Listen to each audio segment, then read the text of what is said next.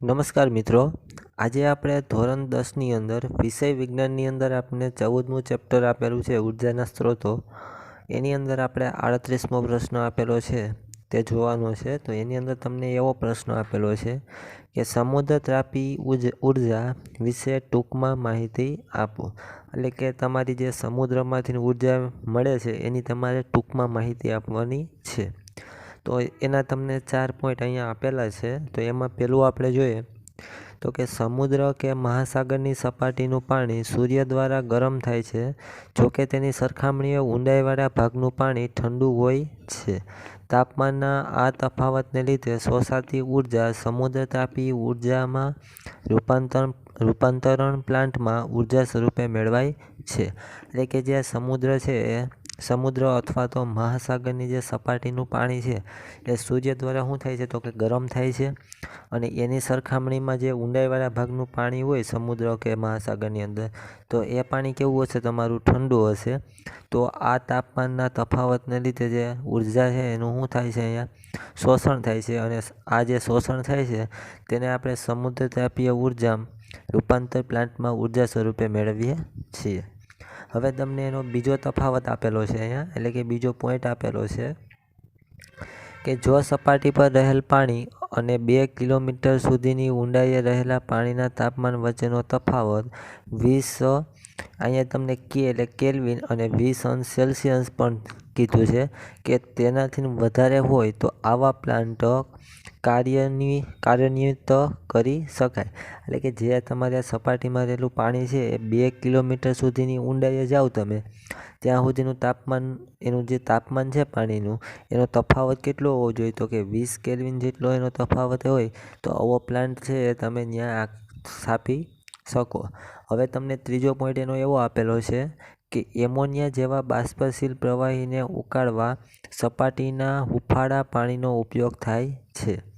પછી તમને છેલ્લો પોઈન્ટ એવો કીધો છે કે પ્રવાહીની બાષ્પ વડે જનરેટરના ટર્બાઇનને ચલાવી શકાય છે, અને સમુદ્રમાં ઊંડે રહેલા ઠંડા પાણીને પંપ કરીને ઉપર લાવીને તેના દ્વારા બાષ્પનું ફરીથી પ્રવાહીમાં ઠારણ કરવામાં આવે છે.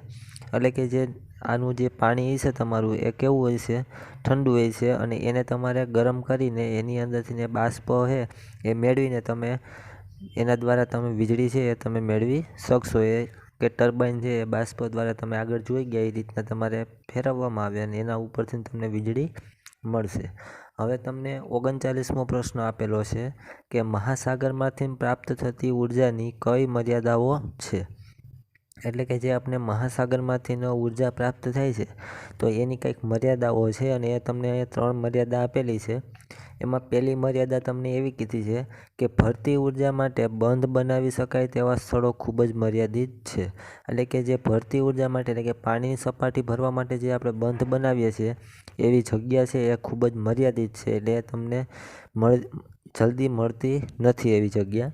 પછી બીજી મર્યાદા એની તમને એવું કીધું છે કે સમુદ્ર તટ પર જ્યાં તીવ્ર પવનો ફૂંકાતા હોય તેવા સ્થળોએ તરંગ ઉર્જા પ્રાપ્ત થઈ શકે છે. આવા સ્થળો પણ ગણ્યા ગાંઠિયા જ છે. એટલે કે જે સમુદ્ર તટ પર જ્યાં તીવ્ર એટલે કે ઝડપથી પવન ફૂંકાતો હોય એવા સ્થળો છે એ તરંગ ઉર્જા પ્રાપ્ત થઈ શકે છે એવા સ્થળોએ, પણ એવા સ્થળો છે એ ગણ્યા ગાંઠિયા છે, એટલે કે સાવ ઓછા એવા સ્થળો છે. હવે તમને એની ત્રીજી મર્યાદા આપેલી છે કે સમુદ્રતાપીય ઉર્જાનો ઉપયોગ વ્યવસાયિક દ્રષ્ટિએ પરવડતો નથી. એટલે કે જે સમુદ્રતાપી ઉર્જા છે એને આપણે જેમાંથી ઉર્જા મેળવીએ છીએ એ વ્યવસાય દ્રષ્ટિએ છે એ આપણે પહોંચાતો નથી. આવી ઉર્જાનું શોષણ એટલે કે ઉત્પાદન કરવું મુશ્કેલ છે. એટલે કે જે આવી ઉર્જા છે એ આપણે મેળવીએ, એટલે કે એનું ઉત્પાદન કરવું એ કેવું છે? ખૂબ જ મુશ્કેલ છે, અને ખર્ચાળ પણ છે, એટલે કે એમાં ખર્ચો પણ વધારે થાય છે. એટલે આ એની મર્યાદાઓ હતી. હવે તમને નીચે 40મો પ્રશ્ન આપેલો છે કે ભૂતાપીય ઉર્જા એટલે શું? હવે એના તમને પોઈન્ટ નીચે આપેલા છે, તો તમારે આ પ્રશ્ન પૂછે કે ભૂતાપીય ઉર્જા એટલે શું, તમે સમજાવો, તો તમે સમજાવી શકશો. એમાં પહેલો પોઈન્ટ તમને એવો કીધો છે કે ભૂમિમાં ગરમ બિંદુઓના વિસ્તારમાં એકત્રિત બાષ્પ સ્વરૂપે ઉર્જાને ભૂતાપીય ઉર્જા કહે છે. એટલે કે જે તમારી ભૂમિ છે એમાં ગરમ બિંદુઓના વિસ્તારમાં એકત્રિત થતી બાષ્પ હોય એ સ્વરૂપની ઉર્જાને ભૂતાપીય ઉર્જા કહેવામાં આવે છે. એટલે કે જે જમીનની અંદર આપણે એમ કહીએ કે ભેજ છે, તો એ જમીનની બાષ્પને લીધે એની અંદર તમારે ભેજ આવે તો એ જે ભેજ છે એને શું કહેવામાં આવે છે? ભૂતાપીય ઉર્જા. પછી બીજો પોઈન્ટ તમને કીધો છે કે પૃથ્વીના પોપડામાં ઊંડે આવેલા ગરમ વિસ્તારોમાં રચાતા પીગળેલા ખડકો ભૂસ્તરીય ફેરફારોને કારણે ઉપર તરફ ધકેલાય છે. તે કેટલાક વિસ્તારોમાં ઘેરાઈ જાય છે અને આ વિસ્તારોને ગરમ વિસ્તારો કહે છે. પછી તમને એમાં નીચે ત્રીજું આપેલું છે કે જ્યાં ભૂસ્તરીય જળ આવા ગરમ બિંદુઓના સંપર્કમાં આવે છે ત્યારે વરાળ બને છે અને ઘણી વખત આ વિસ્તારમાંથી ગરમ પાણી સપાટી પર કેટલાક સ્થળે બહાર આવે છે, જેમ કે ગરમ પાણીના ઝરા. તો આ જે ભૂસ્તર છે એને તમે અમુક ઊંડાઈએ તમે જાઓ અથવા તો તમે કોઈ દાર કે બોર કરો છો તો એની અંદર તમે અમુક ઊંડાઈએ જાઓ તો એની અંદર પાણી જે છે એ કેવું આવે છે? તમારું ગરમ. તો કે એ ગરમ આવવાનું કારણ શું? તો કે ત્યાં આવા બિંદુઓના સંપર્કથી જે વરાળ છે એ આપણે જમીનની અંદર નીચે આવતી હોય અને એ આપણા બોર સુધી આવે એટલે બોરનું પાણી છે એ કેવું થઈ જવાનું? તમારું ગરમ થઈ જાય અને પછી આપણે એને પંપ દ્વારા બહાર કાઢીએ તો એ પાણી કેવું આવશે? ગરમ આવશે. હવે તમને એના પછી ચોથો પોઈન્ટ આપેલો છે કે ખડકોમાં અંતરાયેલી ઉષ્માને પાઇપ દ્વારા ટર્બાઇન સુધી લાવવામાં આવે છે અને ટર્બાઇનને ફેરવીને વિદ્યુત ઉર્જા ઉત્પન્ન કરવામાં આવીને ઉષ્મા વપરાય છે. એટલે કે જે ખડકો હોય એની અંદર જે આ ઉષ્મા રચાય છે એને પાઇપો દ્વારા છે એ બહાર લઈ આવવામાં આવે છે અને એ જે વરાળ છે એટલે જે ઉષ્મા છે એને ટર્બાઇનના પાંખિયા ઉપર દાખલ કરવામાં આવે છે. એટલે ટર્બાઇનના પાંખિયા છે એ તમારા ફરશે અને એમાંથી તમને ઉષ્મા છે એ મળશે. પછી તો કે ભૂતાપીય ઉર્જાની વિદ્યુત મેળવવાનો ઉત્પાદન ખર્ચ બહુ નથી. એટલે કે જે આ ભૂતાપીય ઉર્જા છે એમાંથી આપણે વીજળી મેળવી તો ઉત્પાદનનો ખર્ચ છે એ વધુ થતો નથી. પણ વ્યાપારિક ધોરણે યોગ્ય હોય તેવા સ્થળો ખૂબ જ ઓછા હોય છે જ્યાં આવી ઉર્જાનો ઉપયોગ થઈ શકે. પણ આપણે જે પૃથ્વી ઉપર છે એ આવા સ્થળો છે એ ખૂબ જ ઓછા છે કે જ્યાં આવી ઉર્જાનો ઉપયોગ આપણે કરી શકીએ. પછી ભૂસ્તરીય ઉર્જા પર આધારિત ઘણા પાવર પ્લાન્ટ ન્યૂઝીલેન્ડ અને યુએસએમાં કાર્યાન્વિત છે. એટલે કે જ્યાં ભૂસ્તરીય ઉર્જા પર આધારિત આવા પાવર પ્લાન્ટ છે એ આપણા દેશમાં તો ઓછા છે, એકાદું છે, પણ આ ન્યૂઝીલેન્ડ અને યુએસએની અંદર તમારે વધારે પડતા આવા જે પ્લાન્ટ છે એ જોવા મળે છે. હવે તમને 41મો પ્રશ્ન આપેલો છે કે વૈકલ્પિક કે બિનપરંપરાગત ઉર્જાના સ્ત્રોત તરીકે ન્યુક્લિયર ઉર્જા કેવી રીતે મેળવી શકાય છે? તો આપણે હવે એ જોવાનું છે કે વૈકલ્પિક અથવા તો બિનપરંપરાગત ઉર્જાના સ્ત્રોત તરીકે ન્યુક્લિયર ઉર્જા છે આપણે કેવી રીતના મેળવી શકીએ. તો એના તમને 2 પોઈન્ટ આપેલા છે અને એમાં તમને એવું કીધું છે પહેલા પોઈન્ટની અંદર કે ન્યુક્લિયર વિખંડન તરીકે ઓળખાતી પ્રક્રિયામાં ભારે પરમાણુના ન્યુક્લિયર પર ઓછી ઉર્જા ધરાવતા ન્યુટ્રોનનો મારો ચડાવવામાં આવે છે ત્યારે તે 2 હલકા ન્યુક્લિયરમાં વિભાજિત થાય છે. જ્યારે આવું બને છે ત્યારે વિપુલ પ્રમાણમાં ઉર્જા મુક્ત થાય છે. પરંતુ આ ત્યારે જ બને છે જો તે મૂળ ન્યુક્લિયરનું દળ કે 2 નિપજ ન્યુક્લિયરના સ્વતંત્ર દળોના સરવાળા કરતાં થોડુંક વધુ હોય. એટલે કે જે ન્યુક્લિયરનું વિખંડન છે, વિખંડન એટલે કે ન્યુક્લિયરને તમે જુદા પાડો છો ત્યારે એ 2 ભાગમાં વિભાજિત થાય અને 2 ભાગમાં વિભાજિત થાય ત્યારે તેની અંદરથી આપણે છે એ વિપુલ પ્રમાણમાં છે એ ઉર્જા એમાંથી આપણે મળે છે. પછી એનું એક તમને ઉદાહરણ આપેલું છે નીચે કે ઉદાહરણ તરીકે યુરેનિયમના 1 પરમાણુના વિખંડનથી મળતી ઉર્જા કોલસાના 1 કાર્બન પરમાણુના દહનથી મળતી ઉર્જા કરતાં 10 મિલિયન ગણી વધુ હોય છે. એટલે કે જે આ તમે એક ઉદાહરણ આપ્યું છે કે યુરેનિયમના 1 પરમાણુના વિખંડન તમે કરો તો એમાંથી તમને મળતી ઉર્જા અને કોલસાના 1 કાર્બન પરમાણુના દહનથી મળતી ઉર્જા કરતાં કેટલી હોય? 10 મિલિયન ગણી કેવી હોય છે? તમારી વધુ હશે. પછી તો કે વિદ્યુત પાવર ઉત્પાદન માટે ડિઝાઇન કરેલ ન્યુક્લિયર રિએક્ટરમાં સ્વયં જળવાતી પ્રક્રિયાઓ એક ભાગ આવું ન્યુક્લિયર બળતણ છે જે નિયંત્રણ દરે ઉર્જા મુક્ત કરે છે અને મુક્ત થતી ઉર્જાનો ઉપયોગ વરાળ પેદા કરવામાં થાય છે અને આગળ રિએક્ટરમાં ટર્બાઇન ફેરવીને વિદ્યુત મેળવવામાં આવે છે. આ તમને એનું ઉદાહરણ આપ્યું હતું.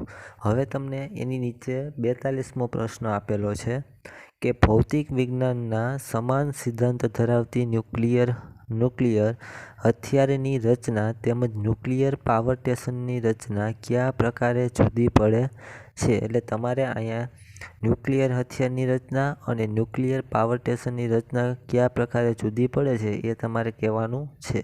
તો એના તમને 4 પોઈન્ટ આપેલા છે. તો એમાં સૌથી પહેલો પોઈન્ટ એવો છે કે ન્યુક્લિયર હથિયારમાં થતી શુક્લા વિખંડન પ્રક્રિયાને કારણે ઉદ્ભવતી પ્રચંડ ઉર્જાનું નિયંત્રણ થઈ શકતું નથી અને તે મોટા પાયે વિનાશ સર્જવામાં કારણભૂત બને છે.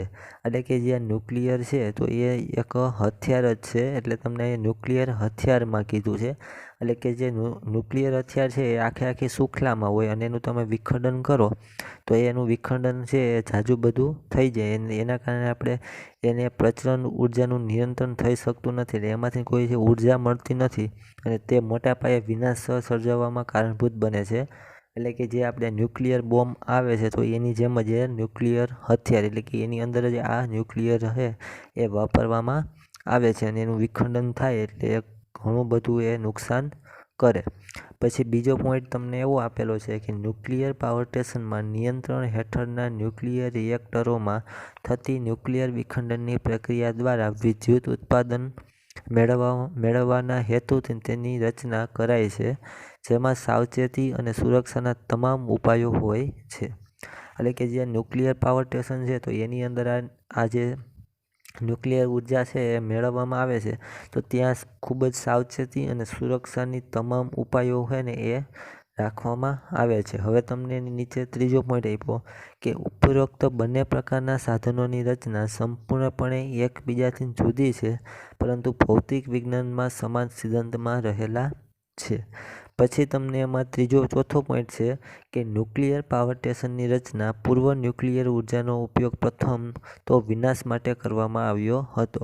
એટલે કે જે ન્યુક્લિયર પાવર સ્ટેશનની રચના છે સૌથી પહેલાં જે આની જે સ્થાપવામાં આવ્યો હતો એનો પ્રથમ ઉપયોગ છે એ શેમાં કરવામાં આવ્યો હતો કે વિનાશ માટે. કોઈ વસ્તુનો તમારે વિનાશ કરવો હોય તો વિનાશ માટે આ ન્યુક્લિયર પાવર સ્ટેશન છે એનો ઉપયોગ છે એ કરવામાં આવ્યો હતો.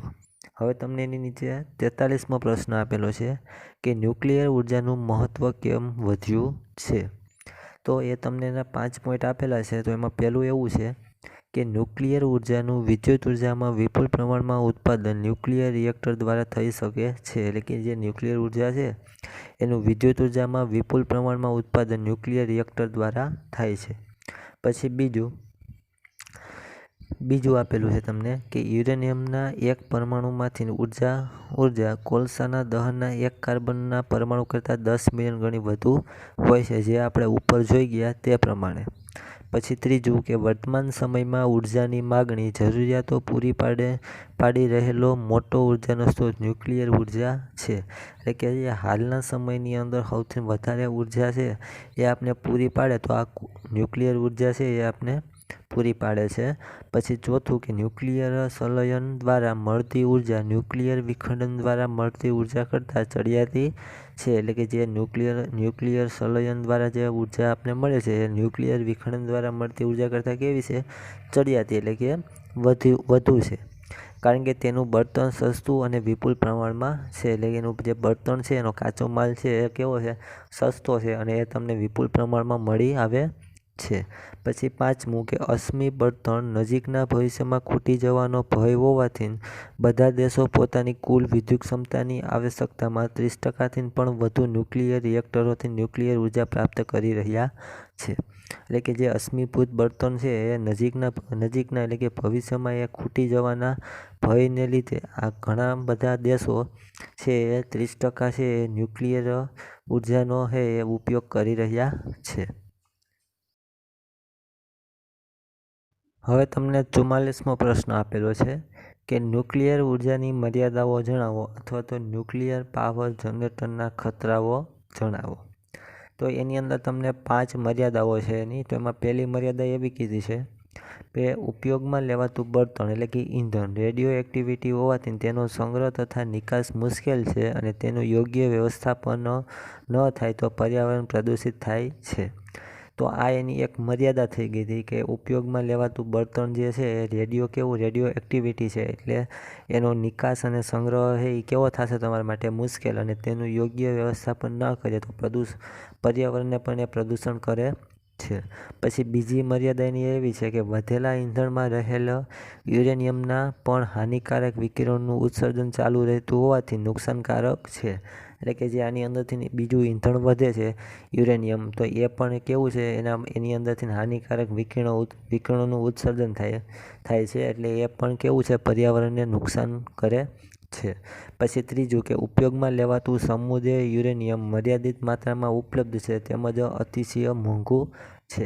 એટલે કે જે સમુદ્રમાંથી જે યુરેનિયમ મળે છે એ કેવું છે મર્યાદિત છે, અને એ કેવું છે અતિશય મોંઘું પડે છે. પછી ચોથું કે ન્યુક્લિયર રિએક્ટરમાં ન્યુક્લિયર વિકિરણના આકસ્મિક રખલન એટલે કે લીકેજની લીધે હવામાં વિકિરણનું વિખરણ થાય છે, જે સજીવો, પ્રાણીઓ અને માનવી માટે ભયજનક અને ખતરારૂપી છે. એટલે કે જે ન્યુક્લિયર છે એ રિએક્ટરમાં જે ન્યુક્લિયર વિકિરણોનું છે એ આકસ્મિક અથવા તો લીકેજને લીધે જે એમાંથીનો વિકિરણો છે એ વાતાવરણમાં જાય તો વાતાવરણની અંદર સજીવો, પ્રાણીઓ અને જે મનુષ્ય છે એ બધાને નુકસાન કરે છે, અને એના માટે કેવું છે એ ખતરારૂપી સાબિત થાય છે. પછી એની પાંચમી મર્યાદા પણ તમને આપેલી છે કે ન્યુક્લિયર રિએક્ટરોની સ્થાપના અને સલામતી કેવી છે ખર્ચાળ છે. એટલે કે જે તમે ન્યુક્લિયર રિએક્ટર છે એની તમે સ્થાપના અથવા તો એની સલામતી છે એ કેવું છે વધારે ખર્ચાવાળું છે. હવે તમને 45મો પ્રશ્ન આપેલો છે એ તમારે કરવાનો નથી. હવે એના પછી 46મો પ્રશ્ન. તો 46મો પ્રશ્ન તમને એવો આપેલો છે કે ન્યુક્લિયર વિખંડન કરતાં ન્યુક્લિયર સંલયનની મળતી ઉર્જા કઈ રીતે ચડિયાતી છે તે તમારે સમજાવવાનું છે.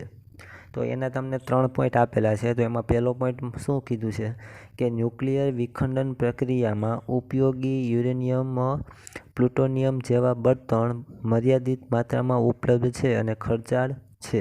એટલે કે જે ન્યુક્લિયર વિખંડન એટલે શું કે ન્યુક્લિયરના સરખા બે ભાગ એની જે પ્રક્રિયા છે એ એની જે પ્રક્રિયામાં ઉપયોગ આપણે લઈએ છીએ જે યુરેનિયમ અને પ્લુટોનિયમ, તો એ જે બળતણ છે એ કેવા છે આપણી પાસે મર્યાદિત છે, અને એ કેવા છે સૌથી વધારે ખર્ચાળ એટલે કે સૌથી વધારે મોંઘા છે.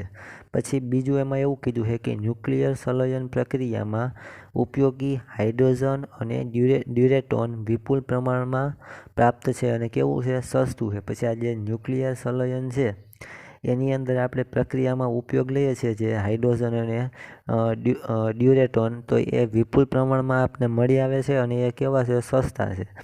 એટલે કે ન્યુક્લિયર વિખંડનમાં નિપજો રેડિયો એક્ટિવિટી કચરો પ્રદૂષિત કરે છે, જ્યારે ન્યુક્લિયર સંલયન પ્રક્રિયા પ્રદૂષણ મુક્ત છે. તો આ તમારે એને સમજાવવાનું કીધું હતું, તમે આ રીતના એને સમજાવી શકો.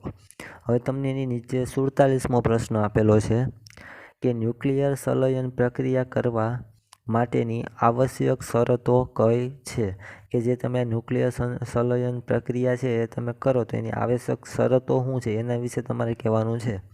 તો એની તમને 2 શરતો આપેલી છે. તો એમાં પહેલી શરત તમને શું કીધી છે કે ન્યુક્લિયર સંલયન પ્રક્રિયામાં 2 હલકા ન્યુક્લિયરને પ્રવેગક યંત્રમાં પ્રવેગિત કરીને શક્તિશાળી બનાવવામાં આવે છે.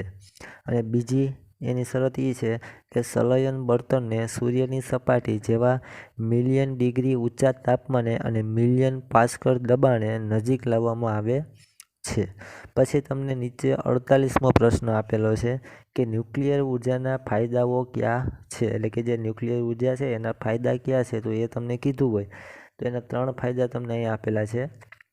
એમાં પહેલો ફાયદો તમને શું કીધો કે અન્ય પરંપરાગત સ્ત્રોતની સાપેક્ષે ઘણી વધારે ન્યુક્લિયર ઉર્જા પ્રાપ્ત થાય છે. એટલે કે જે અન્ય પરંપરાગત જે સ્ત્રોતની સાપેક્ષમાં ઘણી વધારે ન્યુક્લિયર ઉર્જા છે એ આપણે પ્રાપ્ત થાય છે, અને કોલસામાં એક કાર્બન પરમાણુના દહનથી મળતી ઉર્જાની સરખામણીમાં યુરેનિયમના એક પરમાણુના વિખંડન દરમિયાન મુક્ત થતી ઉર્જા એ 10 મિલિયન ગણી વધુ હોય છે. પછી બીજું કે જળ વિદ્યુત પ્લાન્ટ પછી થર્મલ પાવર પ્લાન્ટ વગેરેના સ્થાપવા જરૂરી જગ્યા કરતાં ન્યુક્લિયર ઉર્જાની પ્રાપ્તિ માટેની રિએક્ટર સ્થાપવા ઓછી જગ્યા જોઈએ છીએ. જે આ જળ વિદ્યુત પ્લાન્ટ અથવા તો આપણે થર્મલ પાવર પ્લાન્ટ છે એવા વગેરે પ્લાન્ટો છે આપણે સ્થાપીએ તો એની અંદર ઘણી બધી જગ્યાઓની જરૂર પડે છે. તો એમાં જે જગ્યાની જરૂર પડે છે એના કરતાં આપણે જે ન્યુક્લિયર ઉર્જાનો પ્લાન્ટ છે એ સ્થાપીએ તો એની અંદર જગ્યાની જરૂર એટલી બધી પડતી નથી. એટલે એ એક એનો આપણને ફાયદો છે. પછી ત્રીજો ફાયદો એનો શું કીધો કે અશ્મિભૂત બળતણના પુરવઠામાં સર્જાયેલ અછતના સંદર્ભે ન્યુક્લિયર ઉર્જા મેળવવાનો ઉપાય ફાયદાકારક છે. તો મિત્રો આ રીતના તમે બધા પ્રશ્નો છે તમે તમારી નોટબુકની અંદર લખીને અને પાકા કરી શકશો. અને તમને જે બધા પ્રશ્નો છે એ તમને પ્રશ્નો તમારા મોબાઈલની સ્ક્રીન ઉપર ફોટામાં આપેલા જ છે. તો એમાંથી તમે જોઈને તમારી નોટબુકની અંદર લખીને પણ તમે તૈયાર કરી શકશો. Thank you.